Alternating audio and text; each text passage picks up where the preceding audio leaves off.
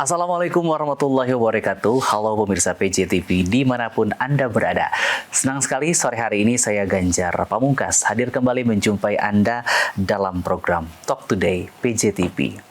Pemirsa PJTV, batik merupakan salah satu warisan budaya Indonesia yang sudah diakui oleh dunia.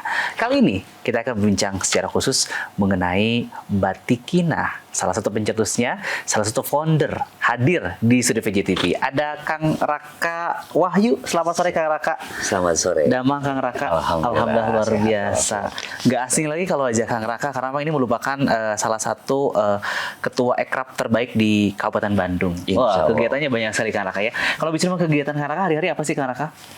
Kegiatannya selain kegiatan ekraf ya, terutama ada juga kegiatan pemberdayaan. Karena kami memang di ekraf Kabupaten Bandung ini lebih kepada bagaimana membentuk sumber daya manusia kreatif, terutama untuk desa-desa ya.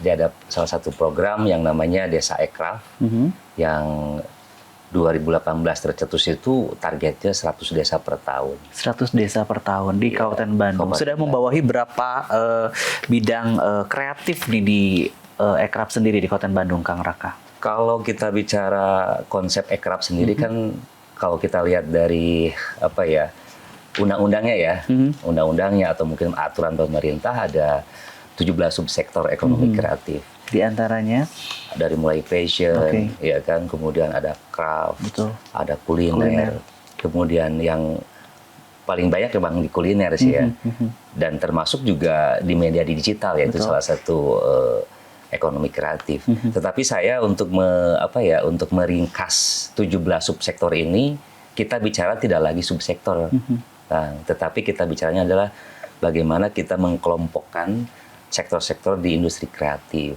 Kayak misalnya contoh ada sektor digital, berarti kan di sini termasuk ke penyiaran, televisi dan lain-lain. Dan sebagainya. Nah, untuk wilayah Kabupaten Bandung sendiri kan memang sekarang sudah maju dan berkembang begitu ya. Sementara memang SDM-nya juga yang perlu dibina begitu Kang. Seperti apa kira-kira pandangan Kang Raka mengenai kondisi yang terjadi begitu di lapangan? Ya. Kalau kita bicara ekrab ya di Indonesia maupun di Kabupaten Bandung khususnya gitu, yang mesti kita pahami adalah konteksnya. Kita mau ngapain sih sebenarnya gitu? Mau bikin apa? Produknya apa gitu ya? Karena kan kalau kita bicara Indonesia gitu kan, begitu banyak variannya gitu. Di Kabupaten Bandung aja yang terkecil adalah bagaimana kita membranding sebuah wilayah menjadi zona-zona kreatif gitu. Apakah Kabupaten Bandung misalnya jadi zona kreatif Jawa Barat. Jawa Barat jadi zona kreatifnya Indonesia misalnya. Nah, kami di Kabupaten Bandung itu berpikir bahwa selain secara keluasan ya Kabupaten Bandung yang ada 31 kecamatan, 280 desa, lalu juga ada 10 kelurahan. Ini kan sangat besar. Nah, maka kita berpikirnya adalah bagaimana desa-desa ini menjadi zona kreatif gitu. Zona kreatif di Kabupaten Bandung. Itu yang utama. Itu yang pertama. Dan tidak perlu diragukan lagi kenapa Kang Raka terpilih menjadi Ketua Ekrab Kabupaten Bandung ya. Begitu apa sih namanya secara program kemudian juga pengetahuan tentang dunia kreatif di Kabupaten Bandung ini sendiri memang patut menjadi acuan kita untuk bisa jadi tolak ukur nih Kang Raka. Karena memang kalau bicara mengenai Kabupaten Bandung kan daerah yang luas begitu ya. Memang tanah yang subur dan lain sebagainya. Ternyata memang di ekonomi kreatif juga itu harus tumbuh dan berkembang gitu ya sesuai dengan peraturan Menteri Ekonomi Kreatif begitu Kang Raka. Kalau kegiatan hari-hari Kang Raka sendiri di ekrab, kemudian juga Kang Raka ini adalah bapak dari beberapa orang anak. Ada 2 alhamdulillah. 2 alhamdulillah ya. Kegiatan hari-hari selain ngurus ekrab, bisnis lain mungkin yang dijalankan? Ada. Jadi saya tuh sebenarnya dari 2018 itu sebelum kita ngebangun Kabandung Creative Hub ya dulu ya. Namanya tuh ekrab Kabupaten Bandung. Saya punya mimpi membangun base community dulu Kang. Base community ini adalah saya mengumpulkan orang-orang kreatif di dalam satu lembaga. Maka waktu itu lahirlah namanya Klinik Kreatif. Nah di Klinik Kreatif ini kita punya program yang namanya itu Wakaf Ilmu. Nah Wakaf Ilmu ini terkumpul dari teman-teman guru, pengajar, dan waktu itu kebetulan saya masih dosen juga di salah satu kampus di Bandung.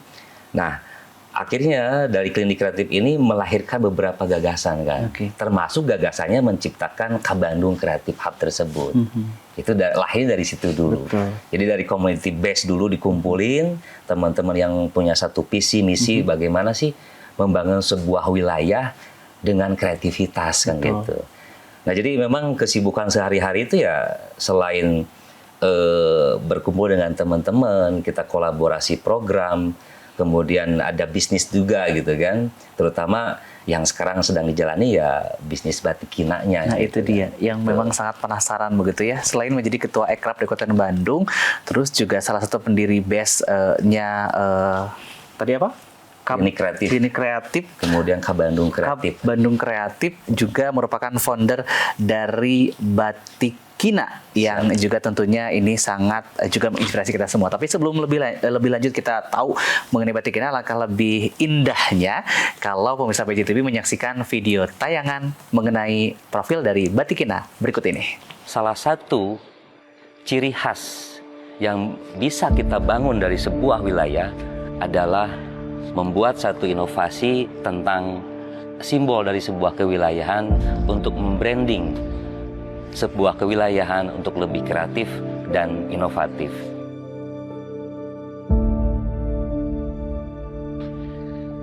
Dan ini Batik Kina. Inilah Kabupaten Bandung.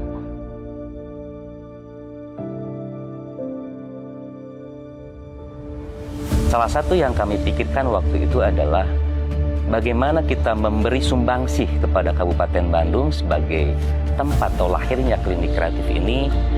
Maka kami menginisiasi dan menawarkan sebuah inovasi bagaimana kita membangun sebuah branding lewat inovasi dan kreativitas.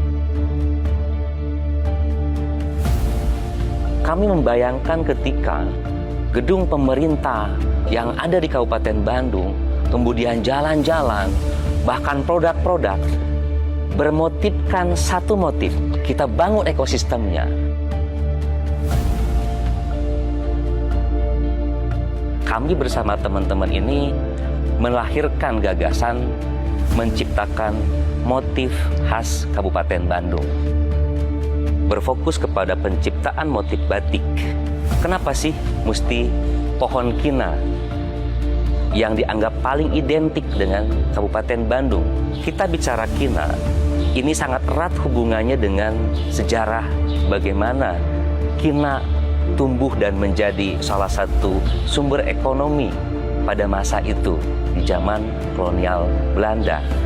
Para ahli botani Belanda dikirim ke Pangalengan, Ciwidey, dan sekitarnya.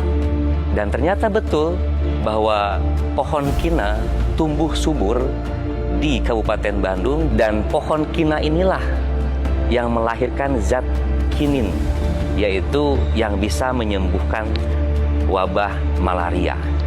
Secara kultur budaya bisa kita namai sebagai tumbuhan heritage commodity.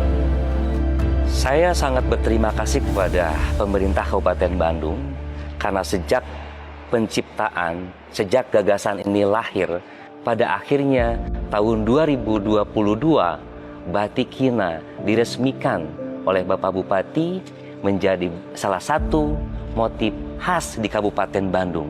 Dengan lahirnya motif kina ini terjadi hal yang sama seperti pada waktu kina berperan memberikan manfaat yang lebih besar kepada dunia. Sama, pohon kina menjadi motif batik kina sangat erat hubungannya dengan sejarah Kabupaten Bandung dan sangat filosofis kalau kita angkat sebagai semangat, daya juang, daya bertahan, dan yang terpenting adalah bagaimana bisa berkelanjutan. Ini luar biasa hari ini. Saya excited banget gitu ya. Bagaimana harapan ekosistem ini akan terjadi. Hari ini kita mulai dengan Hotel Sultan Raja yang ada di Soreang ini. Bagaimana kita berkolaborasi, membangun citra, membesarkan, saling support. Sultan Raja Hotel and Convention Center ini hotel pertama di Soreang sekaligus hotel pertama juga yang mensupport kami, para kreator di Batik Kina. Ini sangat berterima kasih sekali.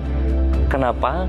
Karena inilah tonggak awal menciptakan satu ekosistem di mana semua ikut serta membersamai Batik Kina untuk benar-benar bisa dikenal secara nasional, global, maupun dunia. Batik Kina merefleksikan peran sejarah, dan Pohon Kina Kabupaten Bandung memberikan peran kemanfaatan untuk dunia.